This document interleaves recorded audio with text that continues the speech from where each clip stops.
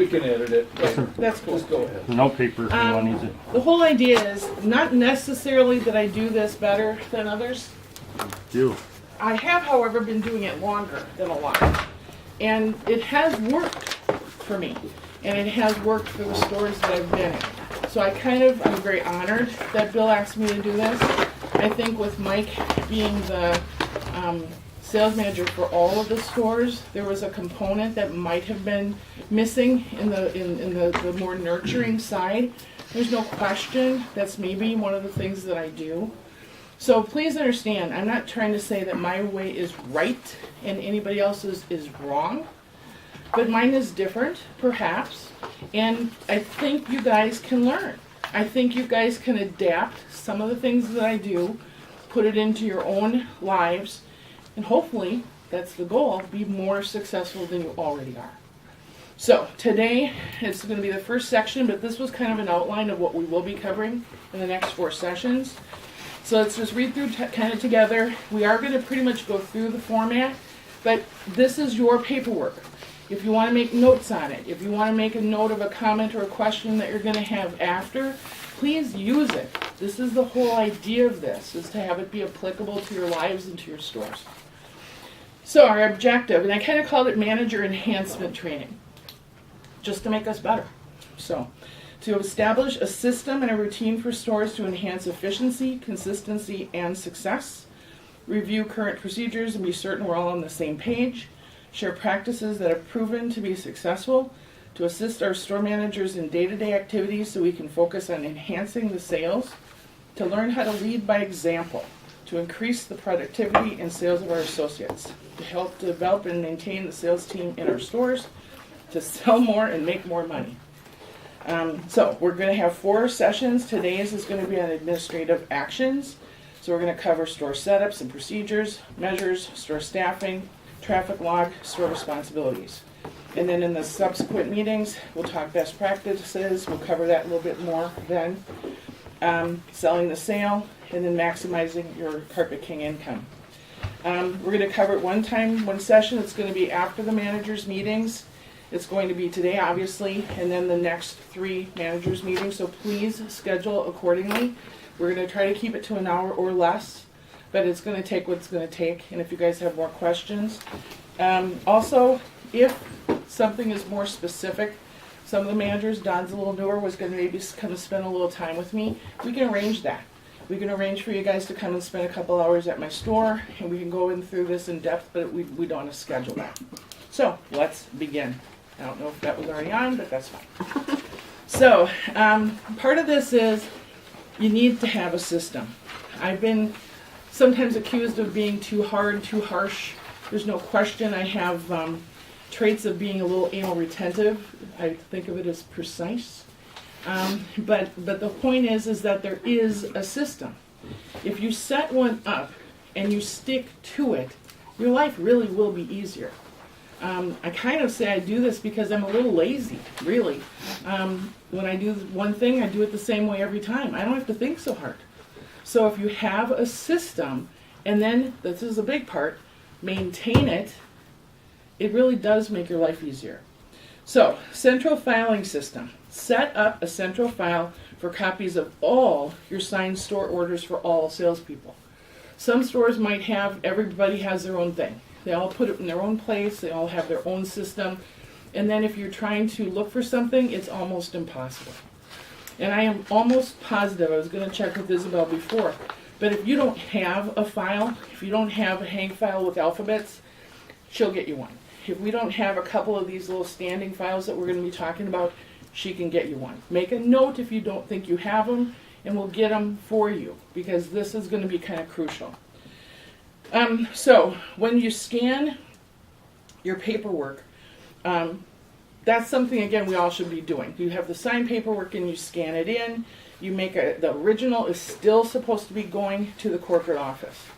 It's after that that kind of makes a sense. So before you send that original paperwork, and you look surprised. Oh, you did? Were you surprised? I'm surprised people aren't doing that that. was Sheila. You kind of look like are you supposed to send the originals in? I'm going to just sit and watch and listen, good. okay? That's what I want. Yeah, that's a good point. I just saw her reaction. So. Thank you. You did see it. But then before you send that original paperwork, after it's been scanned into the pouch, make a photocopy for your store. Okay? And everybody should have a hang file with your alphabet. My suggestion that makes it a little bit different is put that signed paperwork at the back of the letter. So if their last name is Smith, put it at the back of the S's. Okay? The next thing is you get a measure. Obviously, we're not going to go through every step, but you've signed a measure. We'll talk about that actually. You send it off, it comes back, you've returned it. You now have that copy. You've scanned it into the office. You now have the copy of the returned measure. Put that on top of the signed paperwork. What happens is you actually see the progress of the order. Okay? So then now you can at a glance see this order's been returned. This has been measured already. You're past that step. I still then place it in the back of that letter. Okay? Then the company, once the carpet has been ordered or the product's been ordered, they're sending a confirmation letter out to the stores. I know some stores just toss it. I don't recommend that. We are not mailing it to the customers at this point, right now. But if the customer ever needed it, this is their final version of the order, that is something you could take and send to them a copy of this. But my suggestion again is now, you put this on what has already been the measure and what was already the signed paperwork. Now you have a completed file, and you can see at a glance, this has been ordered. Now it goes in the front of the S's. All it does is when you're looking for something and you're looking to find it, it's in the back of the file. And if it's already been ordered, and say maybe they want to split install now, and you can find it in the front, it just makes your life a little easier. And if everybody does it every time with every order for every salesperson, it'll be an easier file to maintain. Then what happens is, say you have 6 months, 3 months, depending on what your store is going to get full, okay? And what I do then is I cull it, and again, hopefully your space allows, maybe you have a file cabinet somewhere in your back room that you can do another bigger file and just drop them in there. So I go through them, and based on the date on the confirmation letter, maybe here we are in November, I'll pull everything prior to July. And then I'll pull that out to make more room, and I'll put it into this other file. So I maybe have a year and a half in my store. Mm-hmm. We get customers that come back and they want to do another area, or it's been damaged and they want to replace it because it had water. We can go pull that. It just makes it a little simpler. Sure, installation might have those copies, but wow, wouldn't that be cool if you could go right to it and find it? And that'll keep you kind of some working space in your file. It's kind of silly, but as it said, as you go through it, it really sets you up. And I think, Larry, you've been doing it this way for a long time. Again, could you have other ways? Sure. But this seems to work. Does it feel kind of fussy at first? Yeah, maybe a little bit. But it will save you time, and that's kind of what it's all about, too. If you had any questions, jot them down. We'll talk about it after. We are going into measures. Tracking measures. I think part of it is, I think there's different stores doing different things. Every store, when you sell a job that's going to be installed, there should be a measure appointment assigned in the order. Okay?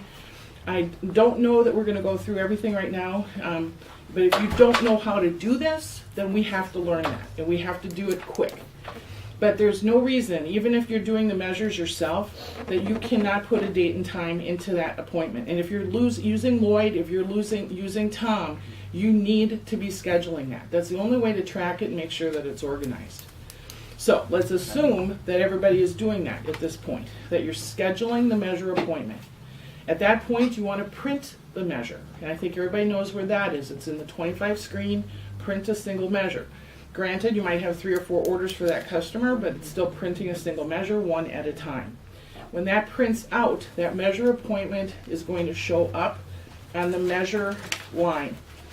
So where you used to be able to put a measure message that maybe said, and this is going to be hard to see, but it's right here where it's, it used to say the message, that's where your appointment's going to show up. So if you wanted to tell the measure available 12 and 15 square feet, yeah, that is kind of, I don't know if everybody can see that. Oh, you're close. Yep, where that, it says the message line. That's where your appointment actually shows up. And that's, so if you wanted to say available in 12 and 15, or, you know, call 15 minutes before appointment, you can't write that in the measure message line anymore. You'd have to just handwrite it on the blue before you send it off to your measure person. But it should be there. So you print the measure and then get it into the hands of the measure person. You might email it to Tom, you might fax it to Lloyd, Larry might take his out with him. But in the meantime, take that copy of the measure and have a file. I have just a simple, I have 3 levels of a file, and I put it on the top, and I call it pending measures. Ooh, brilliant, right? And I just leave it there, okay? But now the measure gets done, and Lloyd faxes back to me, because I use Lloyd a lot. He'll fax back the measure to me. Then I can go through it. I can return it, etc. And then I file it, scan it, and file it, all that stuff. At that point, that little pending measures has been kind of a placeholder. Nothing falls through the cracks. There is no customer that doesn't get measured because it forgot to be assigned. No measure because it forgot to be tracked. It's there and you count for it. And actually, that paper, once you've got the fax coming in, just throw it. It doesn't mean anything anymore. But in the meantime, you'll probably have 5 or 6 or 7, who knows, but you'll know which ones were supposed to be done on the 21st, which ones were supposed to be done on the 22nd, because the dates are showing there. If all of a sudden this is still sitting there and it was supposed to have been done on the 21st, and you don't have the measure back yet, you can call and say, hey, what's going on? Oh, they weren't able to make the appointment. We had to reschedule it for Thursday. Okay, you can now change it and put the date of the Thursday on it. But it gives you the tracking. And here's the key, guys. Everybody in your store, not just your orders, but all your people. So you don't have 3 or 4 people doing their own thing. You have one central location for all of this. Okay? So, on the tracking part, that's kind of, whoops, that's kind of what I have too many pieces of paper. There it is. Okay. Secondary file. Oh, once in a blue moon, a measure will not be able to be returned.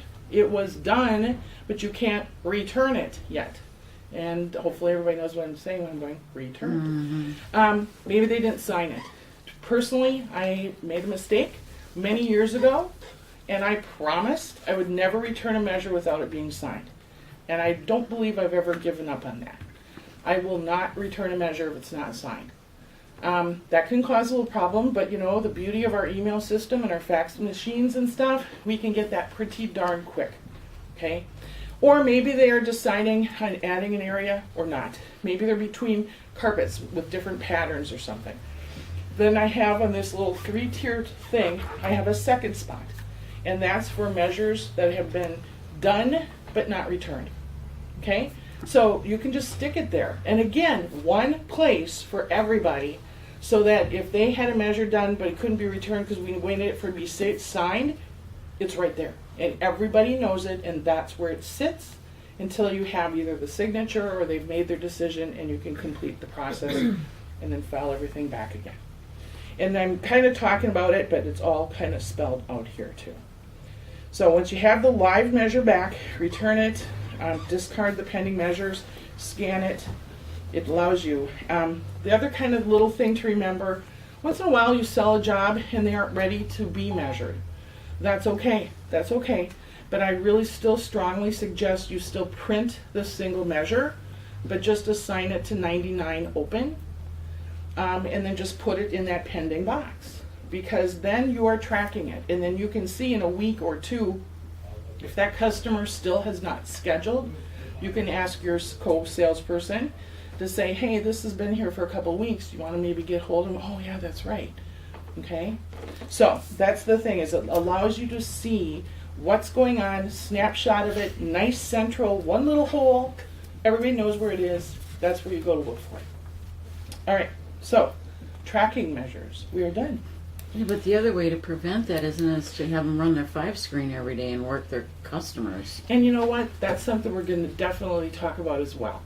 But in the meantime, we're talking the physical paperwork of the measure itself.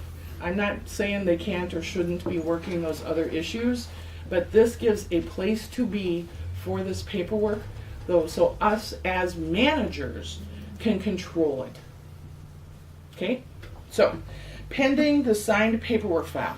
Same kind of thing, and I actually have my 3-tier thing. This is my third spot. So again, just one little corner of a counter. That's all it has. Pending signed paperwork. We have a lot of customers that lock in over the phone. They call them, we tell them how about great deal that it is. They have to lock in by Monday because that's the end of the sale. It's next Thursday, it's the end of the month. We have to get their money. We get it and we take it over the phone. They have to have their signed paperwork before we progress. We all know that. But there's a place that it needs to be. So make a job folder. I believe all of us, as we sell a job and the customers are physically in front of us, we have a job folder, Carpet King or Expo. We put in their copy, probably put our business card. We better be putting our business card. The receipt of their down payment if they did it on a credit card. Always refer to the back of the folder. We'll talk about that when we talk about sales, but always point that out to them. And that's theirs. It goes with them when they leave the store. They weren't here. They locked in over the phone. Make that folder anyway. Make it up. And then take that second copy that you would have given to the customer to sign, attach that to the front of the job folder. And if it's there, it's also a reminder, this paperwork hasn't been done. How many times, and maybe it's never happened, but I'm sure it has, but I don't know where, that Tabitha goes to order something because you took it off hold and the paperwork's not signed.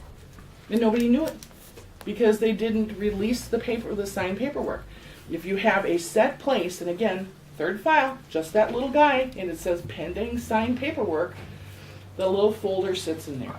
And then anybody that comes into the store that says, yeah, I was supposed to stop by and sign my paperwork, it's right there.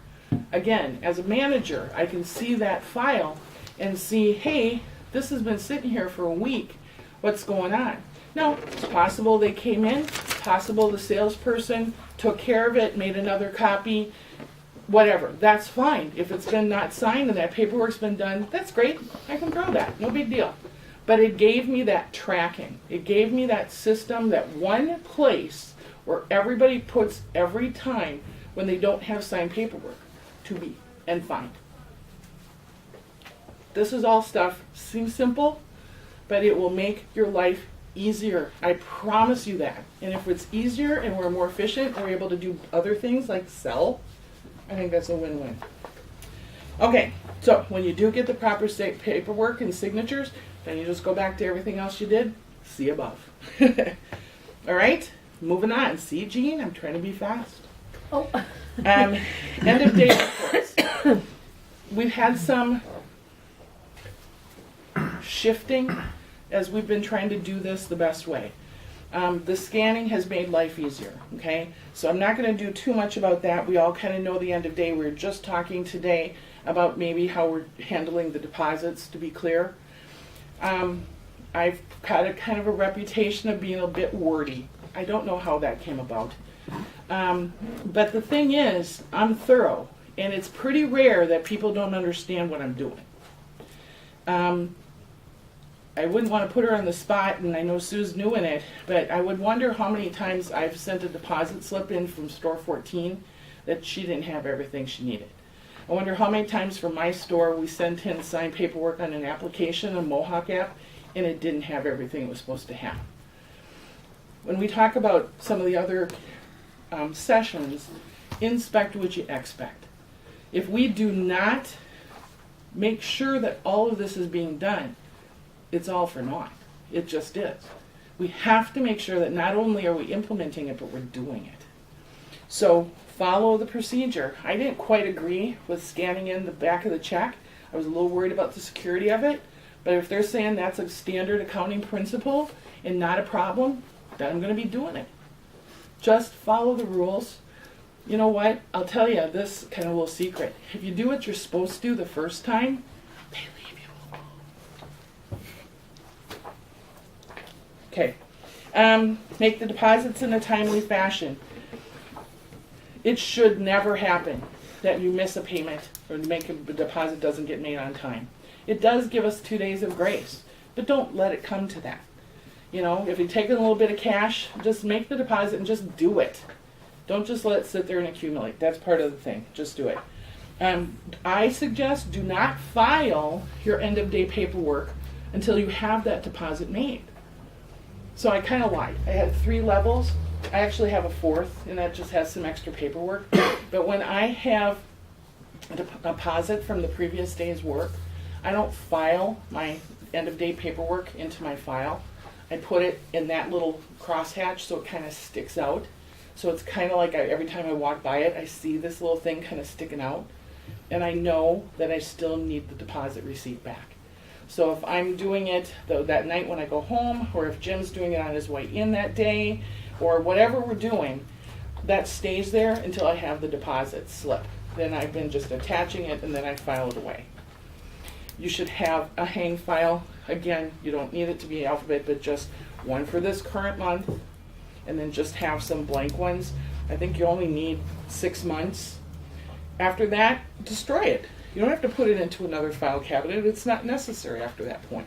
So just keep what you need for the current months, and then when that month is over, take the last one, throw it away, shift it all back, and start again. I just have one that says end of the month reports, and that's the only one that needs to be tagged. You don't have to worry that this one is October and last month was September. That's, you know, some of that detail is just kind of dumb. You don't really need it. It's not important.